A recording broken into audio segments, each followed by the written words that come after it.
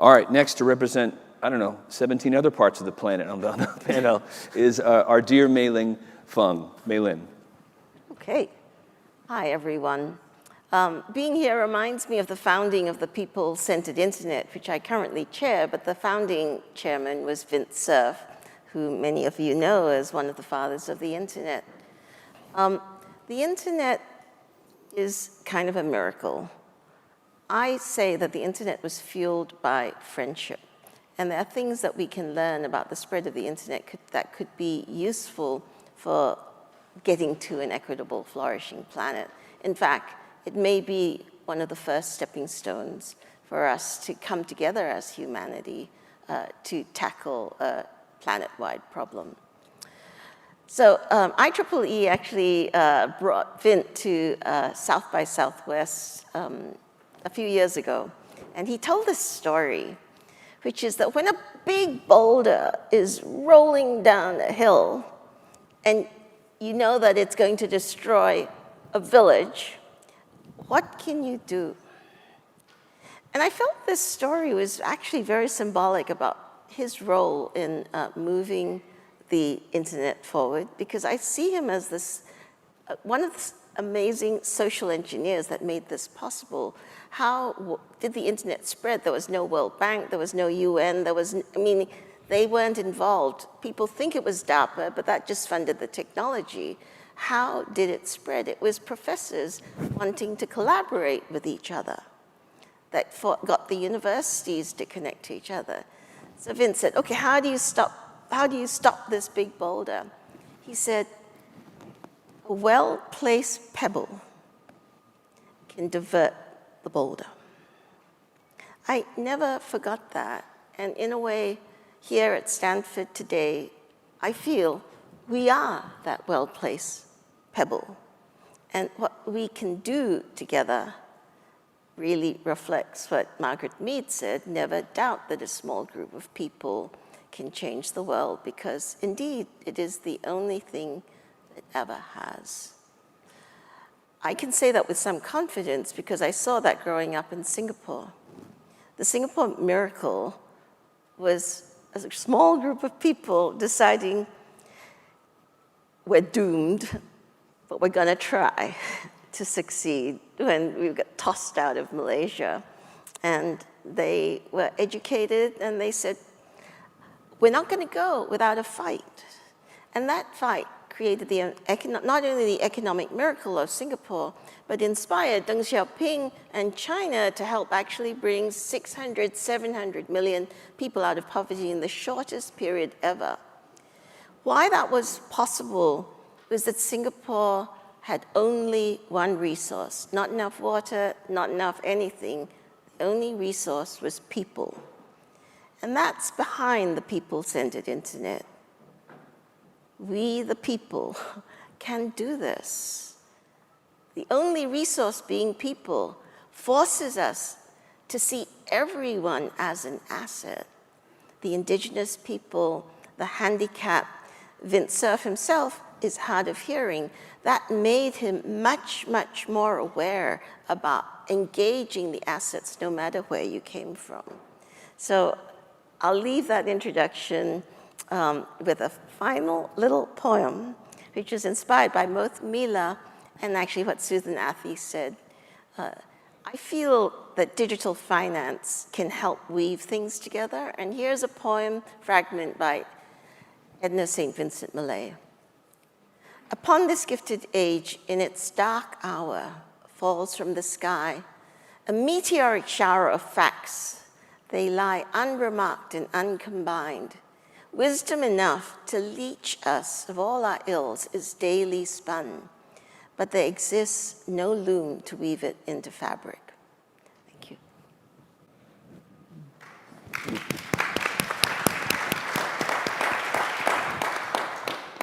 Well, that was lovely, and thank you. And then all the other panelists are like, what poem can I quote from? I need a poem.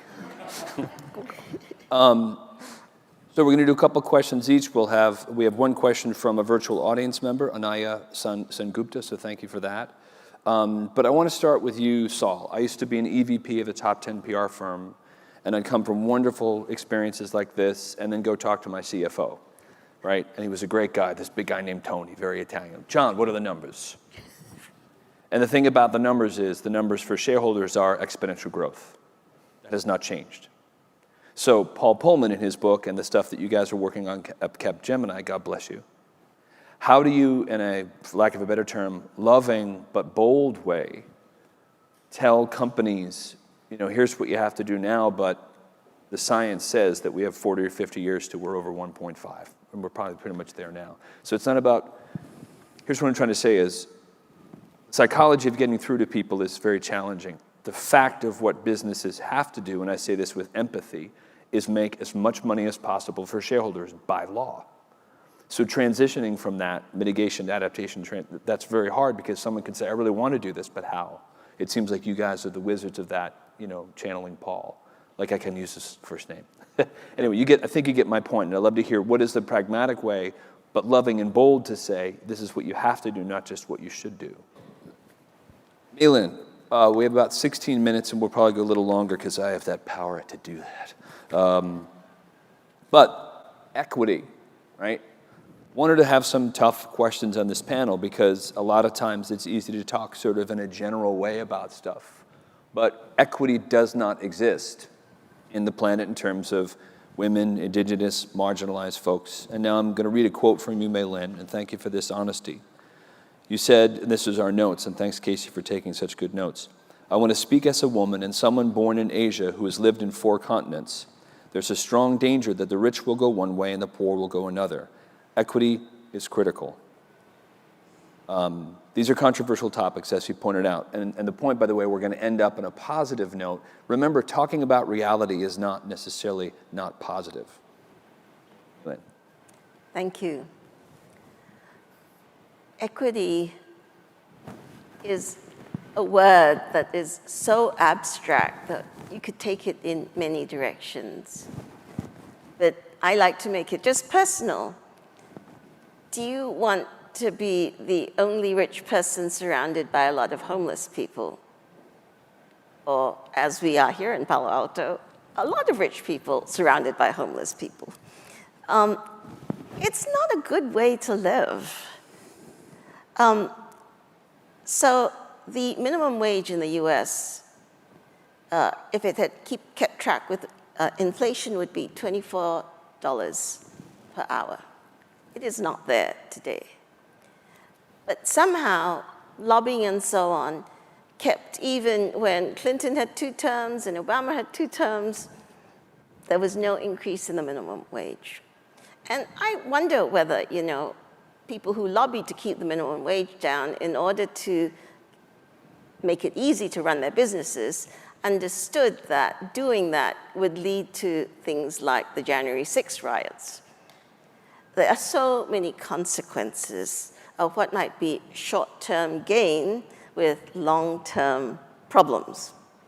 So I want to go back to Aristotle, the tutor of Alexander the Great. He named the word flourishing as our goal as humans, to flourish and help other people flourish. And when we say the value of a flourishing planet, it's about that. It's not about rich and poor and many discrepancies, and blind people have more trouble, and, you know, people with Asperger's have certain advantages, but also disadvantages. I think we want to let everyone flourish. And I brought it up earlier, what happens when you actually take that as a goal? Because in Singapore, even though it looked on from the outside, how did it happen? Must have been some great man dictator deciding everything. No. I grew up there. We said, okay, we want to flourish, and we're all part of making a flourishing place. And everybody did everything we could to make that happen. That was a collective action. And so I've seen it, and I think that the internet is a way for us to take the investment that we need to make in collective public goods. And those public goods are part of what will make it easy for everyone in the world, no matter where they are, to do permissionless innovation, which is one of the principles at the beginning of the internet. I asked Kash to talk about the account aggregator in India, because if we want people to flourish, and they have ideas and they have dreams, they shouldn't be stymied by, somehow I have to find a venture capitalist and make a pitch and go through those hoops. It should be, if you have an idea, just like you have a science fair project, you should be able to do that project. People should be able to say, oh, that's a good project, go to the next level, go to the next level. This is the basis of what I'm calling a pipeline of innovation, which technologically we can actually manage. If we can have spelling bees, we could have innovation pipelines that are global. What we need to have is finance that takes the digital footprints, that takes the footprints of each entrepreneur, each innovator, and see, okay, are you achieving your goal? Are you not achieving? And what can we learn if you're not achieving? And what can we help you with to help you get further? Digital finance has the promise of that. I'll end up saying that many people are concerned, okay, governments, you can't affect policy. Vint Cerf was part of the Digital Cooperation High-Level Panel of the UN, and we have followed through with the Digital Cooperation and Diplomacy Network. Through that, GovStack, the UN initiative through the ITU of digital building blocks to help citizens actually flourish. You don't have to spec out a 3-year plan to get the Ministry of Health going. You could have Ministry of Health building blocks. You could have building blocks for payments, for identity, for messaging that could be used by the Ministry of Health, by the Ministry of Transportation, by the Ministry of Education, not just in one country, but all countries. That GovStack initiative has already started. For me, it's the next wave of the internet, taking through, so Carl Bildt was the Prime Minister of Sweden, and he said the internet is the infrastructure upon which all infrastructure will be built. And this is the pebble that we, the technical community, that IEEE, ACM, and others, we can affect the building blocks that governments use because they will become the protocols of our human operating systems of the future. In almost every country, except the very wealthy, the governments are the largest spenders. So if they adopt a protocol, that will happen. So these pieces are already in play. The boulder is coming, but the pebbles are lining up to move it in the right direction. So equity, we can do it.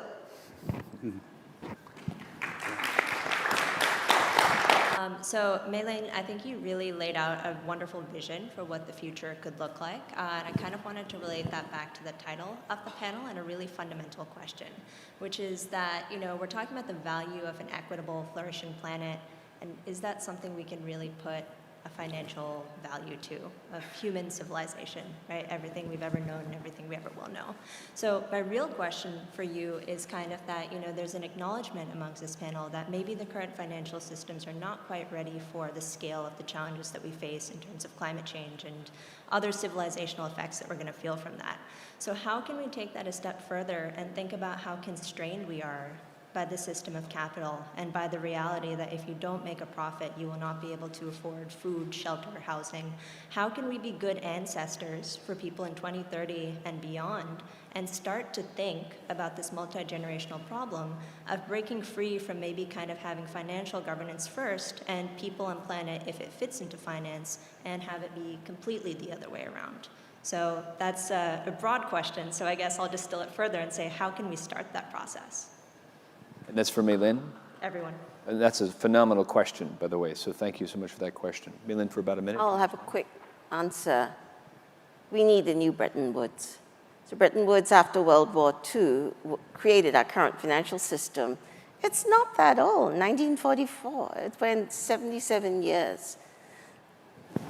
Old Bretton Woods is not a mutual suicide pact. We need to have a new Bretton Woods. That's my answer. All right, if our panelists would stand up for a second. Okay, everybody, close your eyes for a second. I used to be an actor, so you have to indulge me, and if you don't want to, that's fine. It's almost coffee break. Close your eyes.